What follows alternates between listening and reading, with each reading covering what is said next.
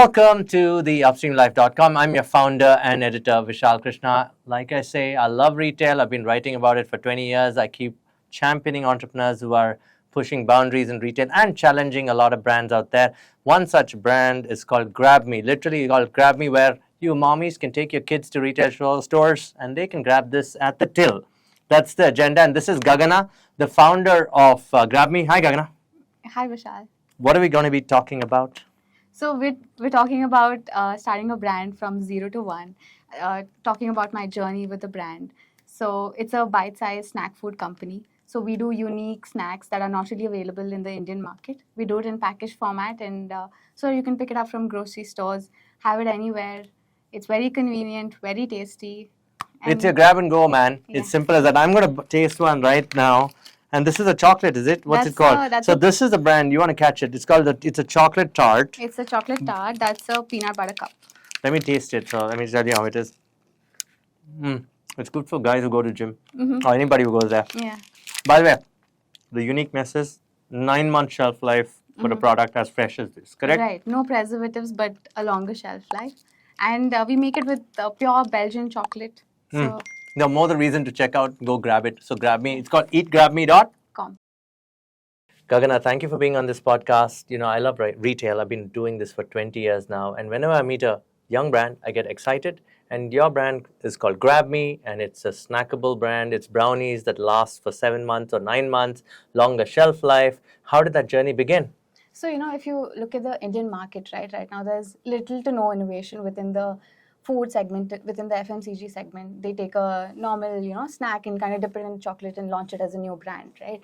But that's what I saw as the gap in the market, and that's why we launched our brand called Grab Me. So we do unique bite-sized snacks. So snacks that are not really available within the Indian grocery stores. So these are bakery snacks. We manufacture these snacks, extend its shelf life, so it can be scaled and sold in multiple supermarkets. Okay, and this idea you discovered in Singapore while you were studying a few years ago. How did that happen? Yes, so me and my friends, we would go and try to find the cheapest food options for ourselves. So I saw a few products like these in Singapore. So there were cinnamon rolls, brownies, and they were very affordable. So it's easy to kind of grab and go. You don't really have to go to a bakery. I mean, you like cinnamon rolls, but you can buy it from a supermarket. So I thought that was really interesting, and saw that there was almost no innovation within the Indian market. So wanted to do that and bring it here. I like the way you said it's people grab and go at retail. Yeah. And at the checkout counter, it is literal grab and go, and hence Grab Me, right? Right. Okay, you came back. We'll get to that story of how you got 100 stores. You're all around Bangalore today. Yeah. How did you start? You worked in a couple of tech companies, an edtech company and a SaaS company. What motivated you? Had the idea, but how did you begin? How do you start? Because physical retail, I thought, was very difficult to do. By the way, when I say physical retail, ladies and gentlemen, she doesn't have a store of her own. Her products are in these organized retail chains. Yes. How did you start going from tech and edtech, and start this? So I've had this idea since I was studying there. So I've always been exploring, been researching. The only kind of the first hurdle would be to find somebody to kind of make this product, right? Not having, say, a food background, not being from the industry, it was a little hard to kind of crack into the industry, find the right people to get the formulation right. There's so many certifications to be done, hygiene practices to be followed. So all of these things were really hard in the beginning. And finding the right people was hard. So once we found the right people, that itself took about 1.5 years. But once we found the right people, it was easy to kind of get started. Do you remember day zero that you started? You left everything and said, I'm going to do this. Who was with you? I mean, I remember you told me that you had 3 delivery boys. But before that, you had to get your formulations. Right. How did you build these pieces together and then say, okay, I'm not going to work now. I'm going to do this full time? So actually, just to say that until I got my product in hand, right, with my packaging, I didn't quit my job. So I was working throughout, and I was doing this on the side as well. So it was a day of like multiple phone calls, meetings, trying to find the right people, having 5 people working on the same formulation to just have multiple options and see what works. So this was about 1.5 years of just trying to get the product right. And again, there are like multiple other challenges. As a small scale food brand, packaging is a huge challenge. There's Yes. almost 5 to 6 lakhs that just go into getting packaging right. Found a great solution for this as well. Found a Flexi Pack who does it for way cheaper and for startups like us. It's a lot of hustle, right? Yeah. It's interesting. So it's a tart and a brownie with extended shelf life. So it's great for families. It's great for friends traveling together, right? And you don't have to think of usually when you think of brownies, you think about a store and say, maybe I have only 7 days to use it or 5 days to use it. But in this case, I can take it across the world if I want to and consume it whenever I want, right? Interesting. So you solve the packaging problem, the formulation problem. You have to then finance the whole thing. Yes. How did you do that? And then talk about going to a retailer and saying, look, I'm this brand. Can you support me? Talk about those two things. Okay, so firstly, financing, right? So I'm not much of a spender. So everything that I've earned from, say, my internship days in Singapore to from my salary at Zoho and then at Unacademy, everything was saved. And it was for this purpose because I had this vision since then.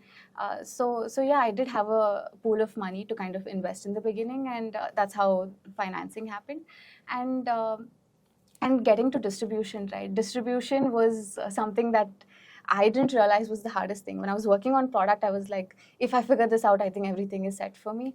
But distribution was the hardest thing to kind of crack because I didn't really have any network to begin with to say, can you please introduce me to this owner? How did you crack it? I would just I have walked up to all the 100 stores. I have their contacts. They call me every day. So that is the kind of relation I have with all of them because I have gone there and I've convinced each and every person to kind of place the brand and place the brand at a place that I want them to place it.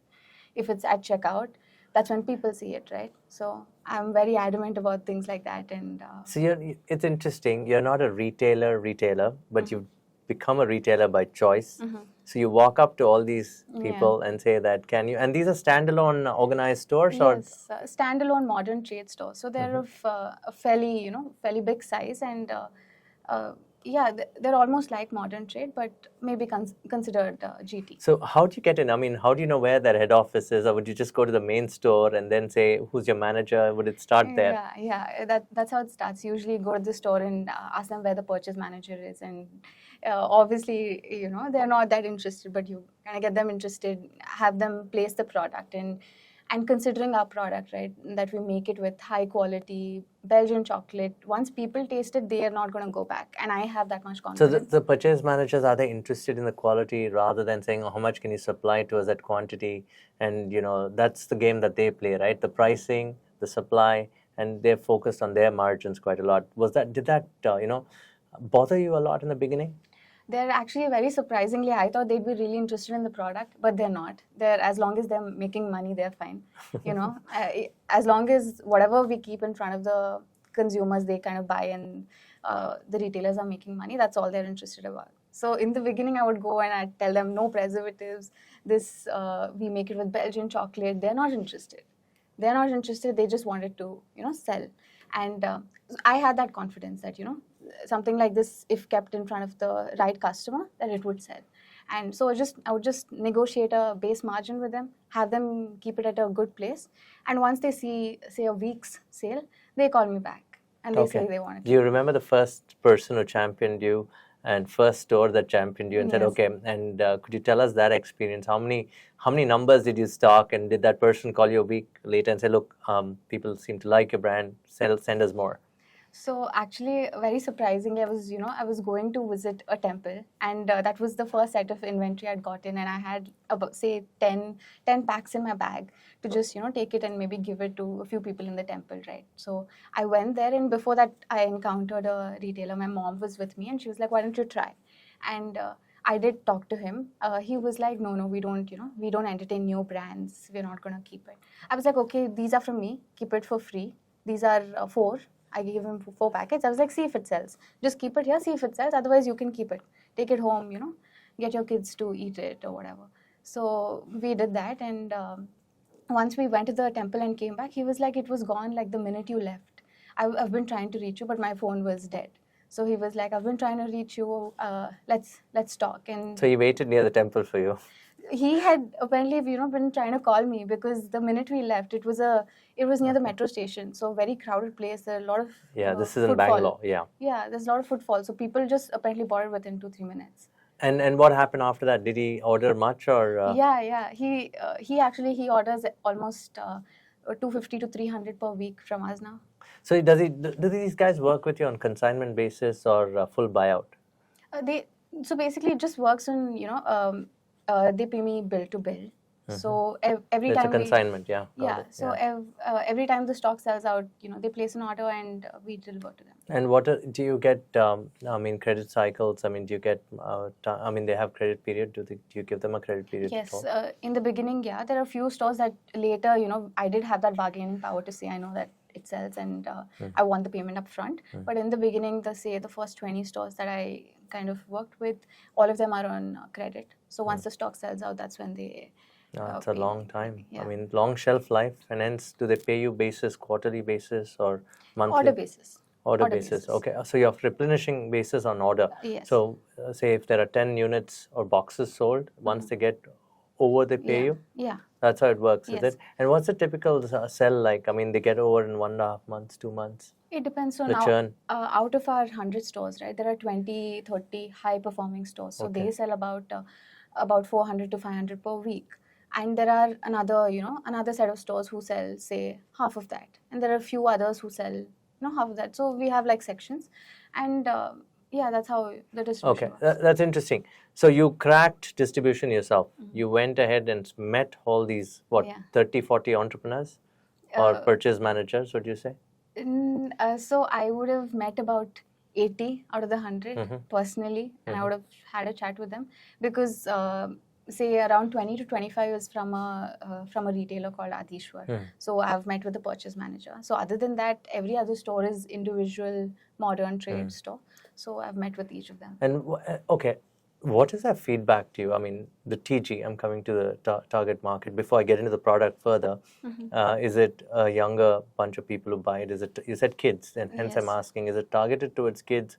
The moms who can't go to the bakery but also want to give the brownie to their kids on a daily basis. And he said it's no preservatives. And hence I asked that question. What's the TG? So our TG would be, coming from the retailers, right? It would be anywhere between, say, a teenager of 15 years old to an adult 30. That would be our TG. And again, then, moms buying for their kids from that age group. Okay. Now going deeper down to the product itself, you fix the formulation. The long shelf life is your high P.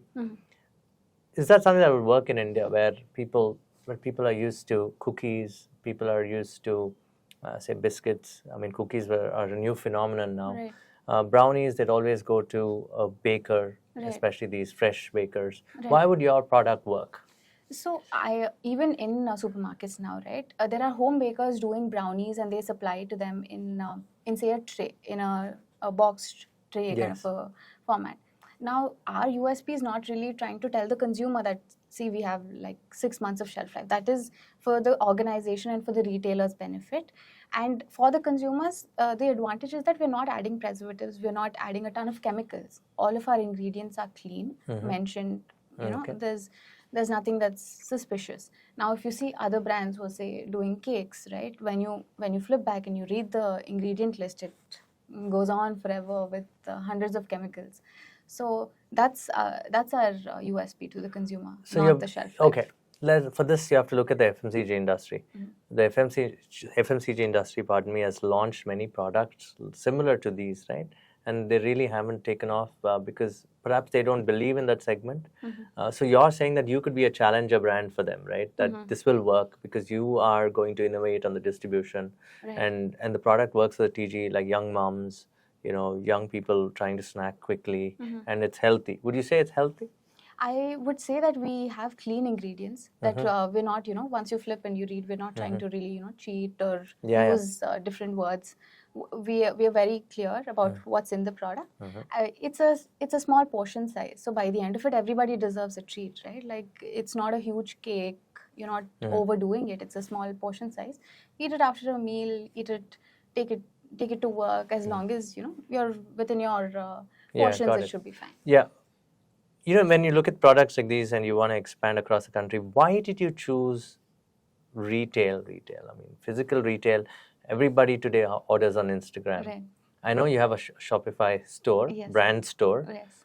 Why? And your website's very nice. I'd ask them to check it out. What is it called again? It's eatgrabme.com. Okay, eatgrabme.com. Why not do D2C only and then figure out the customer? Because today there's a lot of data online. Your generation is online. Every generation is on Instagram. Right. And then go direct to consumer through retail instead of D2C. I mean, you've not done D2C online. Why? Right. So, I mean, to start off, right, to kind of D2C does involve a little bit of, you need to have a pool of money to kind of fund all the marketing activities that you do online. Because if you need that visibility and for people to order online, you have to pull in that money and spend on marketing. When I look at retail, there is no marketing expense as such. As long as the product is visible to the consumer, they've come there with an intent to buy. They want to buy. They're buying few other things. They don't mind picking something up. It's an impulse purchase too. So that is why retail. It's the the biggest kind of marketing that you can get as a small brand, because once it's in a retail store, people in their head at least think that this brand can be trusted. There are few people who've done this check, who've had a chat with whoever's responsible for this brand, and they've kept the product there. So there's trust factor also.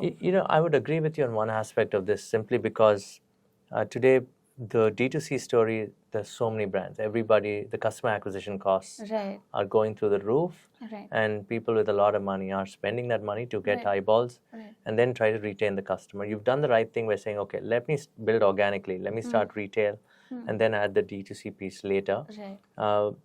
But where do you see the inflection point at some point, right, between the two? You don't want to miss out on D2C simply because the customer is also there.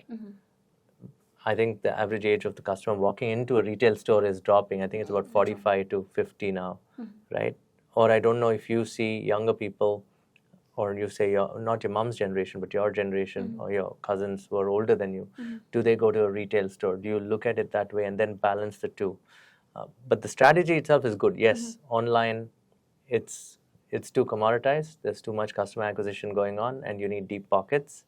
And it's also a science. Do you think by then, say, retail, I buy it in the store, and then I'll go back on order online? Do you want to win the customer there?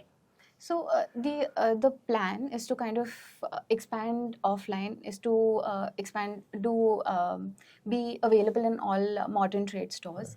Once we're there, and once there's a steady flow of income, right, and there is some amount of revenue that we can keep aside for marketing online, that is when we shift to D2C. Because right now there's consistent cash flow that's happening from offline.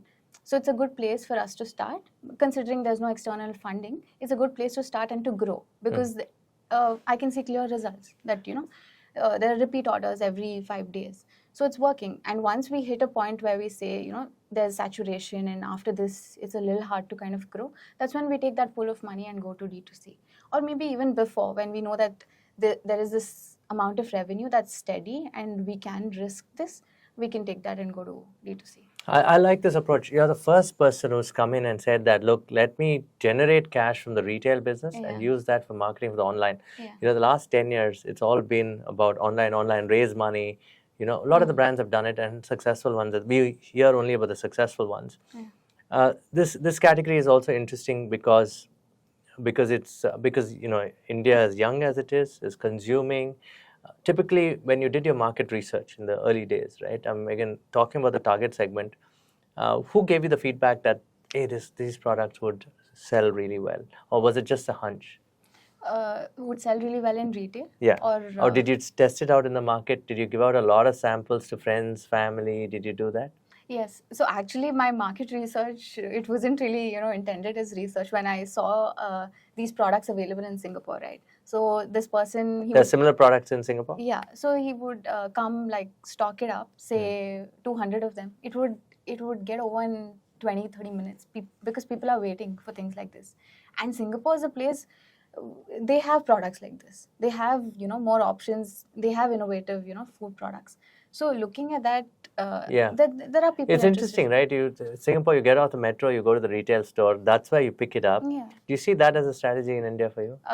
To have stores near the metro. Yeah, actually, right now our highest performing ones are near the metro. So anything that has a very high footfall, they do really well. That's true, because at the metro, I mean, that's a phenomenon that you have to latch on to, and I think you've done the right thing. Okay, the burn. I think retail has burnt a lot of people in the past. How do you make sure that you're very bold when you really make the statement that I will do the retail, make cash, and then do D2C? How do you conserve cash? You said you don't spend a lot. That's an interesting thing altogether. I will get into that later. How do you, I mean, are all your 100 stores cash making? Not your stores, but 100 store segment, are they making money for you? Yeah. Otherwise, it would be scratched after the first set of inventory. If only we have repeat orders from them, it makes sense for us to go there and deliver. Otherwise, there's no point seeing if it's working, if it's not working. That bandwidth, me and my team, we don't have. What's been the most difficult time in the last 1 year for you? Did people return stock, and did what troubled you the most? I think a little very known difficulty within retail is getting back the payments, right? To kind of keep the cash flow going. So that's I'd say the hardest part. But I mean, since right now it's at a pretty reasonable scale where I can kind of communicate with each and every person, get it going. So even that challenge hasn't been. It's not been there. Big, yeah. Okay, 100 stores you've done. Do you want to get to 200? Yeah, not 200, a lot more. 2,000. You want to get to 2,000? Yes. And you're going to do it self-funded, did you say? I think for that, especially looking at modern trade, right? There are a lot of listing fees. So for this, maybe I'll have to kind of, step back and think about a different approach. There will be funding required because I don't have that much kind of cash at this point in time. Yeah. Okay, but the metro expansion will be good if you have retailers near the metro. Yes. So whatever is near the metro, we're trying to explore, especially in Bangalore, all the retail stores near the metro because they're really performing well. So. Gagana, see, 2,000, you said you want to get to 2,000. That excites me, okay? That excites me even more. How are you going to do it? You said, I'm not going to take anybody's support. I'm going to get to 100 stores myself. You did it. It's being profitable. Yes. And you said you won't do D2C till you get the physical retail thing, right? How will you get to 2,000? I will do D2C, just to say at some point we will do D2C, but to get to 2,000 stores, obviously there are a lot of listing fees for each and every chain of stores. You mentioned, yes. Yeah, so for that I will be taking up a certain amount of debt so that we can fund the listing fees. This is music to my ears. A lot of entrepreneurs today love equity, but you're one of the few entrepreneurs say, I will take debt so confidently. Okay, go on. No, the reason behind wanting to take debt is it's a little bit of it's pressure and it's a little bit of push, right?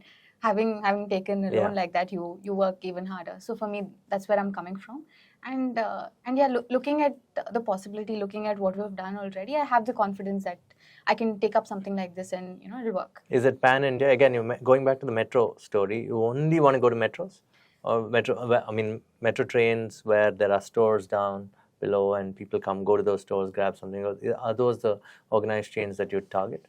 So that is actually just coming from like a Bangalore perspective, right? Yeah. But a pan India, we would take up stores in metro cities. So say Bangalore, Chennai, Hyderabad, Delhi, Bombay. All have metros. Yeah. All have metros too. Would you want? No, but like what would be your cities. strategy in these metro cities? Is to be available in all the modern trade stores. So say in Bangalore, there's Namdari's, Ratnadeep, right? So everywhere. And Ratnadeep is big in Telangana, so right, Hyderabad specifically. Yeah. So, those kind of stores? Yeah, so to just kind of, be available in all these places. And also, since we were, talking so much about D2C and online, right?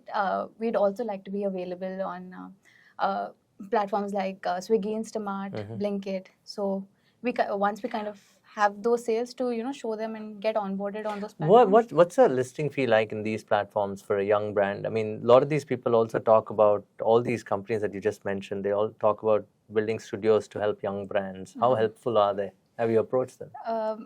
I haven't approached, say, another consultant for getting onboarded or on these platforms? yeah. You want to?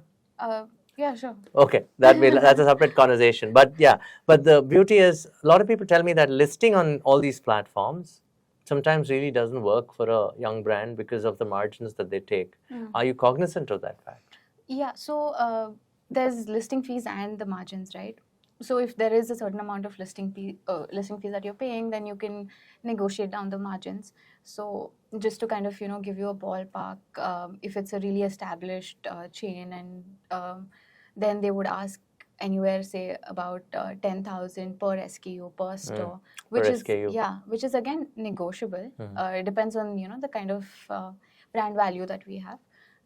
So I did, with one store, I did get it down to 1.52K, and we're thinking of listing on that. Okay, on that chain, platform. Yeah. Okay, I mean, how do you negotiate? I mean, negotiating comes naturally to you? Yeah, I think I would negotiate even when it's not required with people. That's it's just been in me. It's not really like a thing that I have to had to learn, and especially when it's my company and it's literally my money, you negotiate even harder. That's the hard fact of life. Entrepreneurs have to keep costs low, and that's well said. So that's how you're going to go 2000. You're going to do many of these platforms. You're going to do metro cities, organized retail. There any chance of going to Hyderabad or Chennai first or Bombay first? What would you choose, or Delhi? I would say North India, say Delhi, Delhi first, because as much as the inputs that I've gotten from my network now that I've built from founders, I understand that in North India, it's people are more ready to experiment and try new brands than say in the South. They're also younger. Yeah, so I would like to see how that theory proves. Okay, I really wish you all the best in Delhi. But okay. Now, I want to ask you two more things. I mean, there's a tart product itself. There's a tart, there's a brownie. These are the only two flavors that you have, or what else? So we have 6 SKUs. So there are 3 types of brownies. There's a tart, a pretzel, and a peanut butter cup. So again, the reason I was emphasizing on metros, right? So say something like a pretzel, people in the metro, say like in Bangalore, will be at least aware of what a pretzel is. They would want to try it. So that's the reason we'd be available in metro cities. So we have a chocolate brownie, a choco chunk brownie, a walnut brownie, and a peanut butter cup, a pretzel, and a tart. Everything in packaged, everything of the same price. Interesting. Interesting. Singapore, again, going back, yes, you go to these retail chains, you pick it off as a byproduct of what you purchase. Okay. You see that happening a lot more here.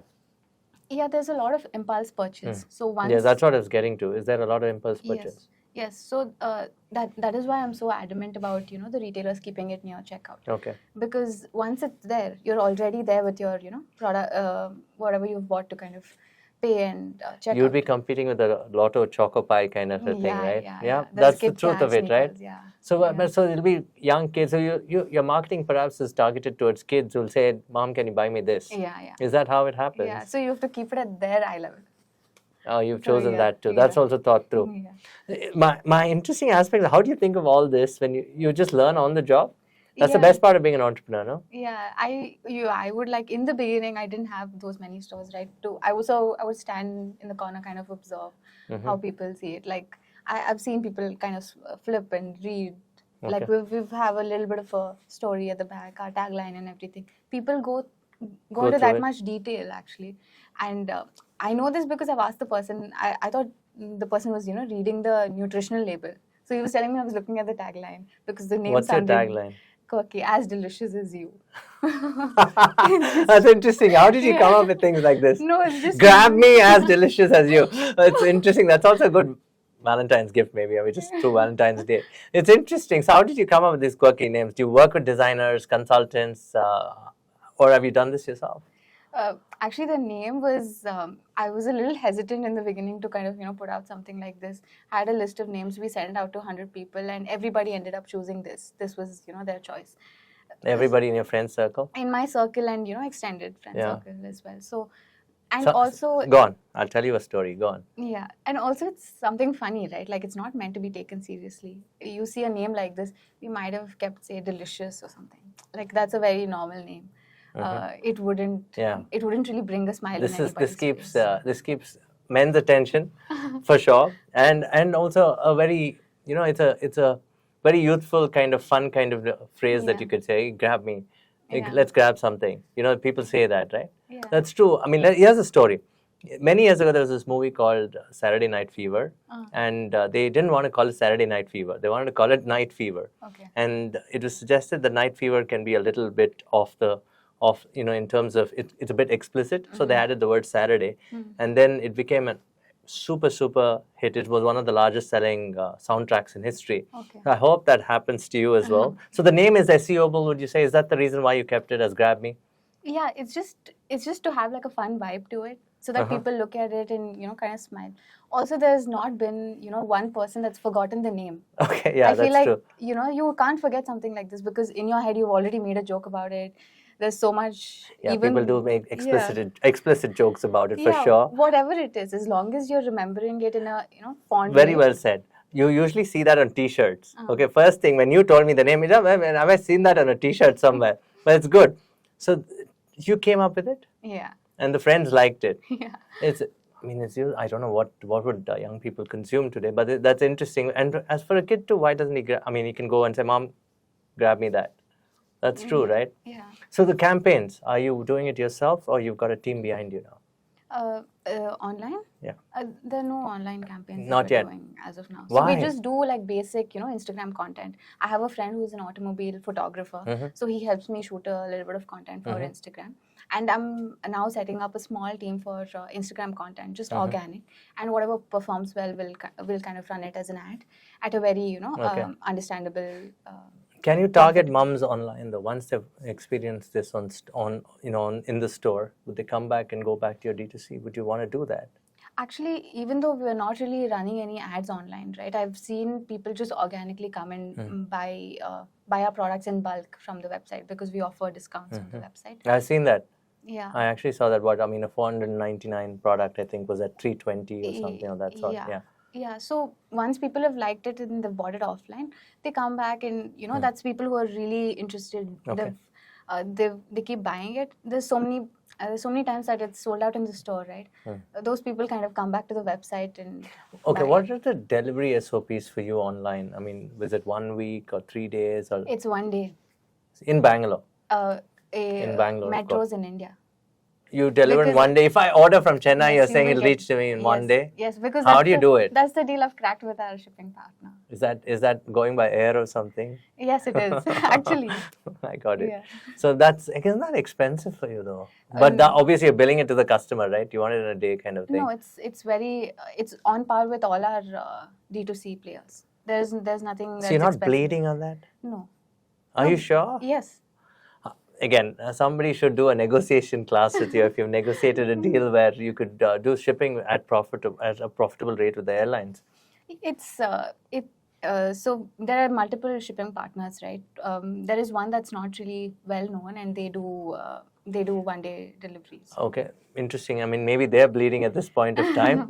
That's an interesting thing for me. I'll tell you why. I order a lot on Instagram, and they take me, for example, die-cast cars. I was making this point in an earlier podcast with Furl. I ordered die-cast cars and shoes, and they all take me a week or 15 days, and sometimes I have to keep reminding these guys saying, where is it? But if you're doing it in a day, kudos to you, and I hope that model really works out. Is that your USP as well now? Yeah, we don't really, kind of push it, but we say that it'll be with you within a day, business days. And if these guys don't meet up to that 1 day delivery deadline, doesn't it hurt your brand in a way? It hasn't happened yet? Not really, because we're not really pushing saying it'll be delivered in a day. That you and I know, and people who get it, they know that, oh, I ordered yesterday and I have it with me today. So. Well, that's good. So you've done this, and I wish you all the best there. Okay, now moving on to a few other things. You've got a team. How difficult is it to hire a team for a young startup like you? To hire a team and not have enough resources to kind of fund the team, that's really hard. Now I have a couple of interns who I work with, and also for distribution I have a few people. Story of our lives, man. As startups, you work with interns before you scale and then hire. But okay, you've started with interns, but who helps you with the delivery or going to the store and delivering the product to store? That must be in-house, right? Yeah. So I have 3 people who kind of take care of different areas within Bangalore, and And these are guys who have these sub 1 ton trucks, like these Tata Ace kind of trucks. They go in those, or it's just bikes that go? Bikes, and if it's a huge order, say to a big retailer, say to Adishwar that we deliver. So when they place an order, it's for around 2,000 pieces at once.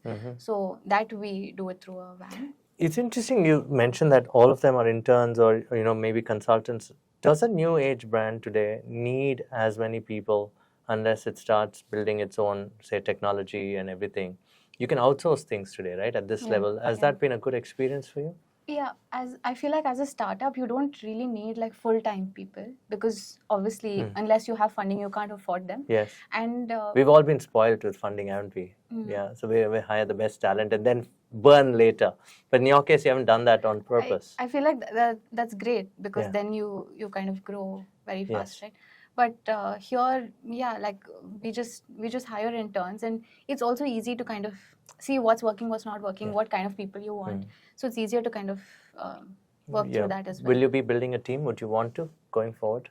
As you expand to 2,000 stores, you will need a team. You'll probably need to have people who manage purchase managers, people who manage retailers, people who manage your vendor, right? The manufacturer, right? Yes. Do you have those plans in place? Yes. So as we speak, I'm building like a content team for our Instagram. So that's around 5 people, but all of them freelancers. Again, they'll only take care of Instagram. But yeah, like moving forward, I would want to have like, say, a designer and an editor, all of these people in house, and another person to kind of 1 to 2 people to just take care of the orders, because once there are a lot more orders, it's very time consuming or inefficient for just me to manage. Okay, and talking about the vendor partner in manufacturing, I know it's proprietary to you. You don't have to say where he is or what he or she does, right? I'm really curious to know, how did you find a person who can manage this shelf life problem? How did you do that? Again, did you run around the country? Huh? Or is it online forums? How do you guys meet? I mean, there's so much hustle in you. It's so much I could talk about. It was actually the hardest thing, even though, I mean, personally for me, distribution was really hard to kind of go to each and every store. But finding a person who could do this was the hardest thing, because I went to chefs thinking, they can kind of crack something like this, because they would make the product taste amazing. But something that they develop would be spoiled in, say, 5 days. Then I went to food technologists. A lot of people weren't really, able to crack this because of lack of experience or, It just took a lot of time. I messaged a lot of people on LinkedIn, really searched on Google, met, tried to ask a lot of FMCG companies for their food technologists. Finally we did find somebody who's already worked with a huge MNC, an FMCG company before. Okay. So he's the one taking care of it. Okay, no, good for you, and I hope that person stays with you. I want to move into, if we should do another entire podcast on the hustle and the survival. Quickly tell me, what is your typical day like? I know, thank you for your time today, for coming into the studio and all that. But how does your day work? I mean, you get up, obviously there must be workout in your schedule, but how's the business cycle like for you? So usually a typical day would be, I would wake up and go to the gym, and then after that the whole day is at this point there's not really like planned meetings. Whatever comes up, you kind of you take up everything.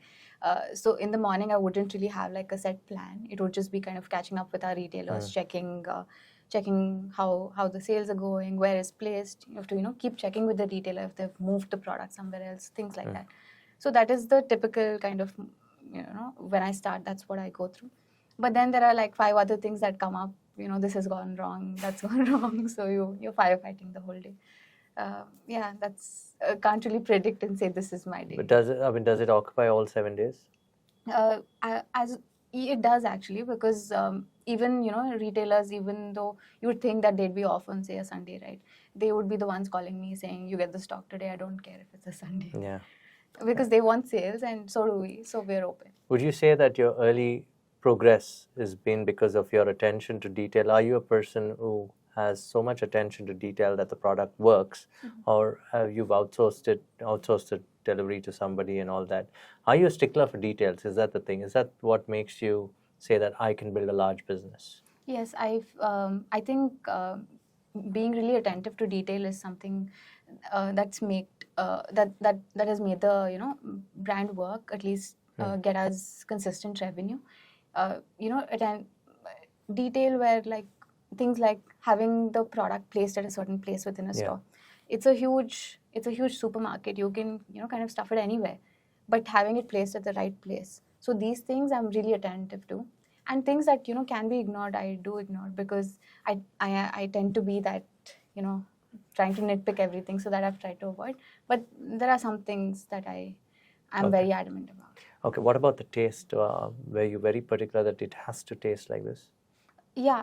So when we finally found our manufacturer, right? So we did multiple rounds of trials with him, going down to saying the texture has to be like this. This is a little too soft. This is a little too hard. Somewhere in between, and he was a little fed up. But we did. Okay, good. We did. Good. Get it. Okay, I wish you all the best, and it's eatgrabme.com. Eatgrabme.com. That's a great headline as well. Title for a website. Okay, personal questions. What keeps you awake? Apart from the business, what do you do that makes you mindful of what you want to achieve? I just have there's not one time where I can't go to bed thinking today's gone for a waste.